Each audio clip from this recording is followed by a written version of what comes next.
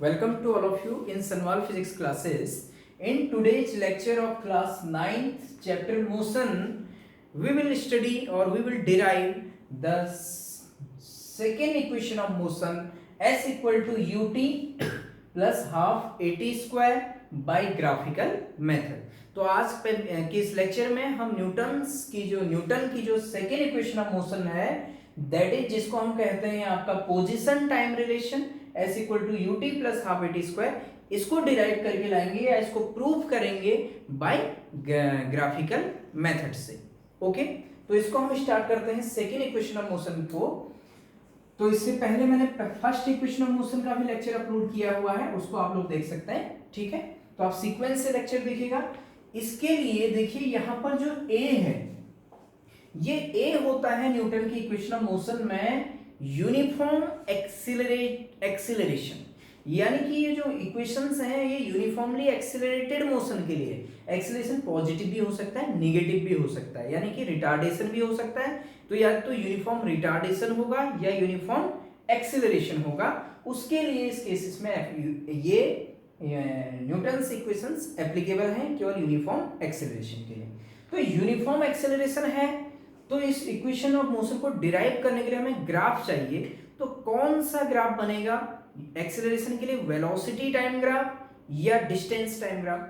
तो हम देखेंगे डिस्टेंस टाइम ग्राफ से से हमें स्पीड मिलती है, हम वेलोसिटी टाइम ग्राफ बनाएंगे। ठीक, सारे कंसेप्ट मैंने पहले इसके समझा रखे हैं, जैसे जैसे हम आगे बढ़ेंगे तो आपको समझ में आते जाएगा। तो देखिए हम वेलोसिटी टाइम ग्राफ में यहाँ पर बना रहा हूँ आपके लिए। अगर आप ग्राफ को समझ जाएंगे तो आपको बहुत अच्छे से समझ में आ जाएगा।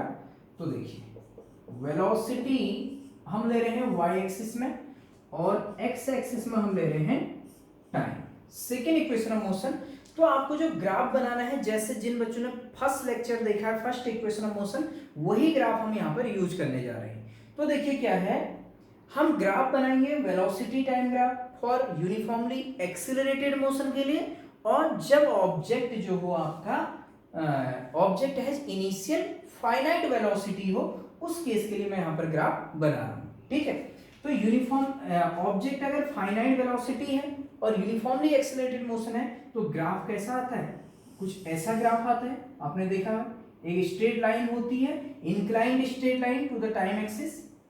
इस लाइन ये कुछ ऐसा ग्राफ आएगा, यानी कि ये थोड़ा सा मैं इसको प्रॉपरली बना रहा हूं, कुछ ऐसे ग्राफ आया, ये समझिए।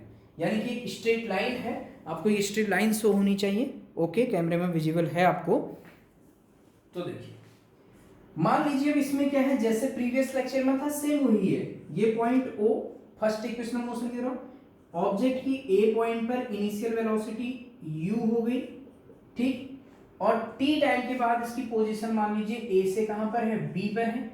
एक्स एक्सिस में इसके करेस्पॉन्डिंग जो हम टाइम लेंगे एक्स एक्सिस में, अगर हम टाइम के लिए इसको देखें तो यहां से यहां परपेंडिकुलर खींच दीजिए। तो मान लीजिए इस पॉइंट को हम ले रहे हैं अभी C मैंने ले लिया। ठीक है, ये पॉइंट जैसे प्रीवियस आप कुछ भी ले लीजिए, ये पॉइंट C ले लिया। तो मान लीजिए ये टाइम t में ऑब्जेक्ट की पोजीशन A से कहां पर है, B में है ग्राफ के अकॉर्डिंग, और इसकी वेलोसिटी अगर हम देखें तो वेलोसिटी के लिए हम y एक्सिस में चेक करेंगे इसकी वेलोसिटी। आपने परपेंडिकुलर खींचना है ऐसे, तो मान लीजिए ये पॉइंट है D।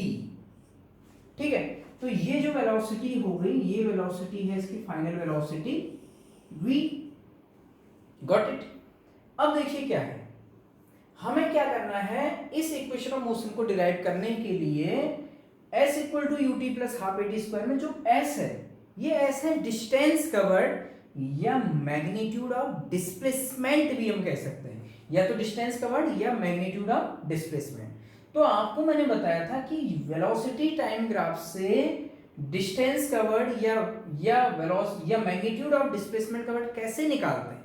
तो उसके लिए हम क्या करते हैं, आपको पता है area under velocity time graph से हमारा डिस्टेंस कवर्ड निकलता है। यस और नो, किससे निकलता है distance covered, area under velocity time graph. तो इसमें हम एरिया का कंसेप्ट लगाएंगे, एरिया निकालेंगे इस वेलोसिटी टाइम ग्राफ का। ठीक, क्योंकि तो हमें ये s वाला पोर्शन इसमें है डिस्टेंस वाला।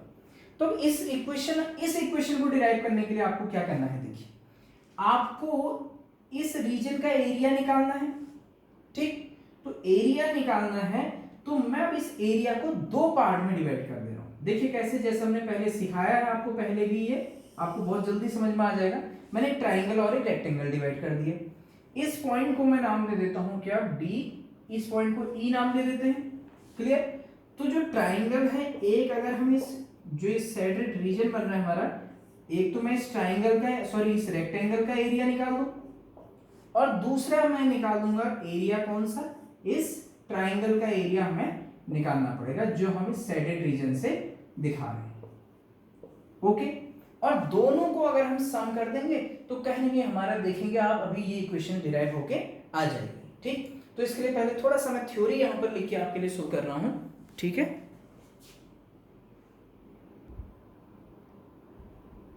ओके तो मैंने यहां पर इस ग्राफ से रिलेटेड यहां पर आपके लिए इंफॉर्मेशन लिख दी है।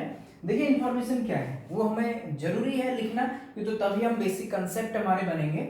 हमने लिखा let us consider an object is moving in a straight line, object एक स्ट्रेट लाइन में मूव कर रहा है अंडर यूनिफॉर्म एक्सेलरेशन। बहुत इंपॉर्टेंट बात है कि यूनिफॉर्म एक्सेलरेशन में के अंडर मूव कर रहा है object. The object has initial finite velocity, ये फाइनाइट है, इनिशियल फाइनाइट वेलोसिटी u, यानी कि ऑब्जेक्ट की इनिशियल फाइनाइट वेलोसिटी u है, एंड इट गेन्स, ये गेन कर रहा है क्या, अब फाइनल वेलोसिटी v, इसकी वेलोसिटी यहां से यहां पहुंच गया, तो v पॉइंट पर इसकी वेलोसिटी क्या हो गई है, टोटल o से d तक v हो गई, and it gains final velocity v in time t, कितने टाइम इंटरवल में, t टाइम इंटरवल में, ओके, अंडर यूनिफॉर्म एक्सीलरेशन। कौन से केस में, यूनिफॉर्म एक्सीलरेशन, ठीक। तो देखिए फ्रॉम ग्राफ, ग्राफ से क्या है, o से a तक कितना है u, od, o से d पोजीशन, यानी फाइनल वेलोसिटी कितनी हो गई, v हो गई, ad, a से d तक, अच्छा ad, मैंने ad यहां पर पहले ही निकाल के शो कर दिया, हमें जरूरत पड़ने वाली है आगे। तो ad निकालने के लिए क्या करिए, पूरे v में से u को माइनस कर दीजिए, तो ad हो जाएगा v माइनस u, और OC कितना हो जाएगा, t हो जाएगा, ठीक। तो यहां तक आप इसको नोट कर लीजिए, फिर हम आगे इक्वेशन को डिराइव करते हैं, ठीक। तो आपने स्क्रीनशॉट लेकर के ग्राफ भी बनाइए, ऐसे ग्राफ पेपर में ग्राफ को बनाने की जरूरत नहीं है, ग्राफ को आप ऐसे ही बना सकते हैं, ठीक है। तो अब देखिए इसके लिए, अब देखिए हमें क्या निकालना है, सेकेंड इक्वेशन ऑफ मोशन हम निकालेंगे area under velocity time graph, इसके लिए, ठीक है। तो हम लिखेंगे, एक पॉइंट मैं लिख दे रहा हूं, we know the area under velocity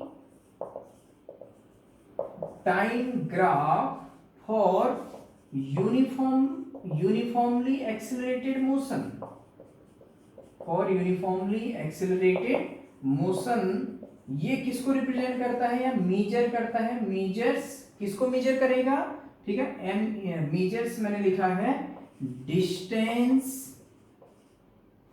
covered और मैग्नीट्यूड ऑफ डिस्प्लेसमेंट, और मैग्नीट्यूड ऑफ डिस्प्लेसमेंट। ये कंसेप्ट हम न्यूटन की सेकेंड इक्वेशन ऑफ मोशन को डिराइव करने के लिए लगाएंगे कि area under velocity time graph और यूनिफॉर्मली एक्सेलरेटेड मोशन मेजर करता है किसको, डिस्टेंस कवर्ड और मैग्नीट्यूड ऑफ डिस्प्लेसमेंट कवर्ड, ठीक है। तो इसके लिए हम क्या करेंगे, डिस्प्लेसमेंट कवर्ड भी आप यहां पर लिख सकते हैं, ठीक है। तो इस डिस्प्लेसमेंट या डिस्टेंस निकालने के लिए हम पूरे वेलोसिटी टाइम ग्राफ का एरिया निकालेंगे। तो मैं लिख दूं अब डिस्टेंस कवर्ड, S से अगर हम डिस्टेंस कवर्ड को शो करें, अब नेक्स्ट लाइन में S इक्वल टू लिखूंगा, distance covered S equal to क्या हो जाएगा, एरिया अंडर VT ग्राफ, मैंने लिख दिया एरिया अंडर VT ग्राफ, और अगली लाइन में फिर यही distance covered S equal, distance covered S equal to आपको लिखना है एरिया ऑफ, देखो कौन सा एरिया निकालना है, एरिया ऑफ, पूरा एरिया निकालेंगे, वेलोसिटी टाइम ग्राफ ये बनी थी ना ये लाइन, इसके नीचे का पूरा एरिया, उसको हम क्या लिखेंगे, एरिया ऑफ OABEC, या फिर यहां से फिर आप वो लिख सकते हैं, यहां लिखते हैं एरिया ऑफ, लिखने है एरिया अंडर लिख देते हैं हम किस कौन से रीजन में एरिया आ रहा है, ओ ए बी ई सी, या एरिया ऑफ लिख दीजिए और क्लियर हो जाएगा, area of O A B E C, B E C, और यहां से फिर हम ए तक आ सकते हैं, ओ ए बी सी, ओ या ओ ए बी ई सी। देखिए समझ गए होंगे आप, ओ ए बी ई सी, ये पूरा एरिया निकालना है हमें, ठीक है। तो देखिए आगे क्या हो जाएगा, यहां से मैं लिख रहा हूं distance covered S equal to, अब इस ओ ए बी ई सी के एरिया को हम दो पार्ट में डिवाइड कर रहे हैं, एक तो area of rectangle O A E C, area of rectangle O A E C, और दूसरा area of triangle A E B, दो पार्ट में डिवाइड कर सकते हैं ना। तो मैं लिख रहा हूं distance covered S equal to area of rectangle, rectangle है हमारा O A E C, area of rectangle O A E C plus area of triangle, right triangle बन रहा है कौन सा, ए ई बी, तो area of triangle A E B. तो अगर हम इस एरिया ऑफ रेक्टेंगल को निकाल दें, कौन से रेक्टेंगल, ओ ए सी, और उसमें प्लस कर दें एरिया ऑफ इस ट्राइंगल ए ई बी को, तो हमारी इक्वेशन प्रूव धीरे धीरे होने लगेगी, ठीक। तो अब यहां तक नोट करिए इसको, फिर मैं आगे सॉल्व करता हूं। तो आपने स्क्रीनशॉट ग्राफ बना लिया होगा, ये नोट कर लिया होगा, ठीक है, पहले के कंसेप्ट के साथ ही इसको भी नोट करने के बाद अब हम इसको रफ कर दे रहे हैं। आगे देखिए, तो देखिए मैंने तो उसको रफ कर दिया, वो मेरे पास क्या था, डिस्टेंस कवर्ड, डिस्टेंस कवर्ड ही हमारा निकल रहा है एस इक्वल टू, तो देखिए एरिया ऑफ रेक्टेंगल लिखा था मैंने अभी, जो मैंने रफ किया है ओ ए ई सी, तो इस रेक्टेंगल का एरिया क्या हो जाएगा, लेंथ ओ सी इंटू ब्रेड्थ ओ ए, समझ रहे हैं, एस इक्वल टू ओ सी इंटू ओ ए, वो मैंने लाइंस रफ कर दी, आपने लिख लिया है, नोट कर लिया है, ओ सी एरिया ऑफ रेक्टेंगल निकाल रहा हूं, लेंथ इंटू ब्रेड्थ ओ सी इंटू ओ ए लिख दिया, प्लस क्या करना है area of triangle, area of triangle क्या हो जाएगा, हाफ बेस इंटू हाइट, तो हाफ तो ये आ गया, बेस क्या है इस ट्राइंगल का ए ई, और हाइट क्या है बी, तो half A E into height B E, तो देखिए हाफ क्या हो गया A E into height B. अब आगे सॉल्व करें, तो S इक्वल टू जो OC है, हमें ये इक्वेशन प्रूव करके लानी है, देखिएगा आ जाएगी इजीली। OC कितना है T और OA कितना है U, तो OC की जगह पर लिख दीजिए T, O से C तक T, और OA की जगह पर लिख दीजिए U, तो T into you plus half base AE। देखिए जो AE है ये किसके बराबर हुआ, OC के बराबर हुआ, होगा नहीं हो, AE किसके बराबर हो जाएगा OC, तो AE कितना हो जाएगा, OC T है, तो ए भी क्या हो जाएगा टी हो जाएगा, तो मैंने यहां पर ए की जगह पर लिख दिया टी इंटू बीई, बीई क्या होगा देखिए, या मैं एक लाइन ऐसे लिख दे रहा हूं, एई को मैं लिख देता हूं, जस्ट डायरेक्ट आप इतना समझ सकते हैं, एई को या मैं लिख दे रहा हूं ओसी के बराबर, और समझ आ जाए आपको, और इंटू जो बीई होगा, बीई किसके बराबर होगा, एडी के बराबर होगा, तो बीई की जगह पर मैं लिख देता हूं एडी, ठीक। ये मैंने यहां पर दो चीजें लिखी, एक तो मैंने AE को लिखा OC के बराबर ग्राफ से, और BE को लिखा AD के बराबर, ठीक है, यहां तक आप समझ गए होंगे, okay, it is visible to you. जो हमने लिखा AE किसके बराबर है, OC के बराबर है, और BE किसके बराबर है, B बराबर है हमारे AD के बराबर, क्लियर। तो अब देखिए नेक्स्ट लाइन में S equal to t u को मैं लिख दे रहा हूं यू टी, टी यू को मैंने क्या लिख दिया u इंटू टी, आगे पीछे लिख दिया, प्लस हाफ OC, OC कितना होगा देखिए, OC की वैल्यू कितनी है t, तो OC के ऊपर मैंने लिख दिया t, और AD, AD की वैल्यू क्या है देखिए, AD की वैल्यू है v माइनस यू, तो AD की जगह पर आ जाएगा v माइनस यू, ठीक।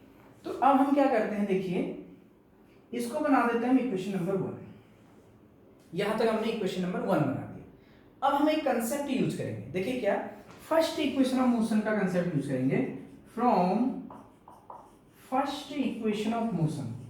देखिए फर्स्ट इक्वेशन ऑफ मोशन क्या होती है, जरा याद करिए, इक्वेशन ऑफ मोशन याद नहीं, v equal to u plus a t, हमने पहले ही प्रूव किया, फर्स्ट इक्वेशन ऑफ मोशन होती है v equal to u plus a t. यहां से जरा v माइनस यू निकालिए, तो v माइनस यू, इसको यहाँ लाइए u को, तो इक्वल टू क्या आ जाएगा 80। आया नहीं आया? इक्वेशन नंबर 2 मान लीजिए थोड़ी देर के लिए। तो v माइनस यू किसके बराबर होता है 80। तो इक्वेशन 1 में जो ये v माइनस यू आया है इसकी जगह पर हम क्या लिख सकते हैं 80 लिख सकते हैं। तो हम लिख सकते हैं substituting the value of v minus you from equation 2 in equation 1। तो मैं आपके समझने के लिए डिटेल में लिख दे रहा हूं, सब्स्टिट्यूटिंग, हम सब्स्टिट्यूट कर रहे हैं the value of v minus you from equation 2 in equation 1। मैंने क्या कहा, इक्वेशन 2 से v माइनस यू की वैल्यू जो 80 है उसको कहां सब्स्टिट्यूट कर देना इक्वेशन 1 में। तो देखिए इक्वेशन 1 क्या है, s equal to u t plus half t into v minus u, ये तो मैंने इक्वेशन 1 ही लिख दी। ठीक, अब हम इस v माइनस यू की जगह पर क्या लिख देंगे, इक्वेशन 2 से 80 लिख देंगे। तो इसके बाद मैं यहां सॉल्व कर रहा हूं, तो s equal to u t plus half t, जो इक्वेशन 1 ही मैंने यहां पर उतारी ना same, s equal to u t plus half t v minus u, इस v माइनस यू की जगह पर आपको क्या लिख देना है 80 लिख देना है। तो यहां से इक्वेशन 2 से, तो जो s equal to u t plus half t है v माइनस यू की जगह पर रख दीजिए इंटू 80, समझे, या ब्रैकेट में मैंने लिख दिया जो v माइनस यू है उसको 80। अब t से अंदर इंटू करिए, तो s equal to u t plus half, a को पहले लिख दिया मैंने, और t से t को इंटू हो जाएगा तो क्या हो जाएगा t स्क्वायर। ठीक है, तो यहाँ पर t से क्यों इंटू हो रहा है, तो t इंटू 80 क्या आएगा, t इंटू 80 मीन्स भाई a तो ऐसे रहा, t इंटू t स्क्वायर हो जाएगा। ठीक है, तो s equal to u t plus half 80 square. अब जरा इसको देखिए और इसको देखिए, क्या दोनों सेम है, s equal to u t plus half 80 square और s equal to u t plus half 80 square. तो यहाँ पर क्या हो गया, हमने सेकेंड इक्वेशन ऑफ मोशन को with the help of graphical method prove करके हमने ले आए। ग्राफ के अपने कंसेप्ट जो अभी तक हमने पढ़े थे उनके बेस पर हमने सेकेंड इक्वेशन ऑफ मोशन को क्या कर दिया, यहाँ पर प्रूव कर दिया। This is the second equation of motion. ध्यान दीजिएगा, इस इक्वेशन में s क्या है, डिस्टेंस का वर्ड, पहले यहां तक नोट करिए, फिर मैं लास्ट में इसकी इंफॉर्मेशन आपके लिए शो कर रहा हूं। ओके, तो आपने इसको नोट कर लिया होगा। ठीक है, स्क्रीनशॉट ले लीजिए, पूरा नोट कर लीजिए इजीली। अब हम क्या कर रहे हैं, इसको मैंने हटा दिया। ठीक, तो जो इक्वेशन आई finally s equal to u t plus half 80 square, जिसको हम सेकेंड इक्वेशन कहते हैं, ओनली t का स्क्वायर है, ध्यान दीजिए a का स्क्वायर नहीं है। ठीक, तो इसमें s होता है डिस्टेंस का वर्ड, या हम इसको कह सकते हैं मैग्नीट्यूड ऑफ डिस्प्लेसमेंट। ओके, और जो u है ये होगा इनिशियल वेलोसिटी ऑफ ऑब्जेक्ट, ये है इनिशियल वेलोसिटी। ठीक, और हाफ कांस्टेंट टर्म है, a है यूनिफॉर्म एक्सीलरेशन, यूनिफॉर्म एक्सीलरेशन और यूनिफॉर्म रिटार्डेशन भी हो सकता है। अगर आप केवल एक्सीलरेशन में से चेंज इन वेलोसिटी होता है, यानी कि यूनिफॉर्म रिटार्डेशन भी होगा, जिसको हम डी एक्सीलरेशन कहते हैं। यानी कि एक्सीलरेशन जो होगा न्यूटन की इक्वेशन ऑफ मोशन में पॉजिटिव भी हो सकता है, नेगेटिव भी हो सकता है, दोनों के लिए होगा। ठीक है, और शॉर्ट में हम कह सकते हैं यूनिफॉर्म एक्सीलरेशन पॉजिटिव और नेगेटिव बोथ। और टी क्या है, टी है आपका टाइम इंटरवल, जो भी टाइम इंटरवल फॉर मोशन जो भी आपको दिया गया है। ठीक, तो इन इक्वेशन ऑफ मोशंस का हम यूज करेंगे न्यूमेरिकल्स के लिए, बहुत ज्यादा यूज होगा, कॉम्पिटिटिव एग्जाम्स में बहुत ज्यादा यूज होता है, तो आप इसको नोट करिए। तो आज के इस लेक्चर में हमने डिराइव किया Newton second equation of motion with the help of graphical method. तो अगर आपको ये वीडियो पसंद आती है तो आप लाइक करिएगा, चैनल को सब्सक्राइब करिएगा और लगातार कंटिन्यूअस स्टडी करते रहिएगा। कंसेप्ट बेस्ड क्वेश्चन के लिए अलग से नोट्स बनाते रहिए और लगातार स्टडी करते रहिए। Thank you so much.